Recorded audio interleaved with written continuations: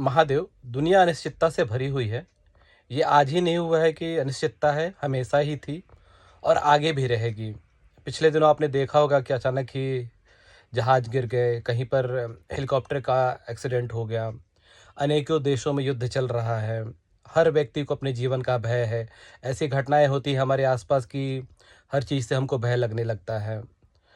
तो इस भय को कैसे दूर करें? क्या करें भय के लिए? हमारे पास जो भी संभव मार्ग हैं, वो तो हम करते ही हैं।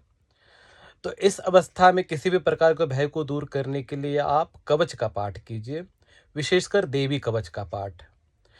पहले जैसे लड़ाइयों में सैनिक अपने शरीर की रक्षा करने के लिए एक प्रकार का कवच धारण किया करते थे। आज की भाषा में आपने देखा होगा, सुना होगा कि गोलियों से बचने के लिए बुलेट प्रूफ कवच का उपयोग किया जाता है। वैसे ही देवी कवच आपके शरीर की रक्षा हर अवस्था में करता है। किसी भी प्राकृतिक या अन्य प्रकार की आपदा है, उससे आप बचेंगे, गर्मी से बचेंगे, सर्दी से बचेंगे, बरसात से बचेंगे। अति गर्मी होती है तो भी जीव हानि हो सकती है, अत्यंत सर्दी हो तो भी जीवन हानि हो सकती है। अत्यंत वर्षा हो, बाढ़ इत्यादि हो तो भी जीवन हानि का डर रहता है। अनेक दुर्घटनाएँ रहती हैं, वहाँ जीवन हानि का डर रहता है। रास्ते पर आप जा रहे हैं, कब सुरक्षित हैं, नहीं हैं। कहीं भूकंप आ गया तो उसमें जीवन हानि का डर रहता है। इन सारी अवस्थाओं को जो प्रत्यक्ष है, अप्रत्यक्ष है, हर दिन यात्रा कर रहे हैं हम। अब आजकल अनेकों वीडियोज़ आपने देखे होंगे कि इतने से लेकर के इतने दिन के बीच में यात्रा ना करें। अब व्यक्ति को ज़रूरत के अनुसार घर से बाहर निकलना ही पड़ता है।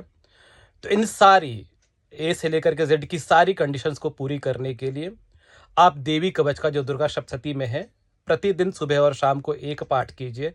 निश्चित ही इसमें कोई शंका नहीं है कि देवी आपकी हर प्रकार से रक्षा करेंगी। संस्कृत में ही पाठ करना होगा, हिंदी पाठ का फल उतना विशिष्ट नहीं हो पाएगा। अगर आप नहीं पढ़ पाते संस्कृत तो धीरे-धीरे बढ़ते हुए कुछ दिनों के बाद आपको ये आसानी से पाठ करना हो जाएगा। लेकिन प्रतिदिन देवी कवच का पाठ सुबह और शाम। अगर आप की अन्य किसी देवता में निष्ठा है, तो उनके कवच का भी पाठ आप सुबह-शाम कर सकते हैं। लेकिन विशेषकर देवी कवच का पाठ किया जा सकता है अपनी रक्षा के लिए। महादेव।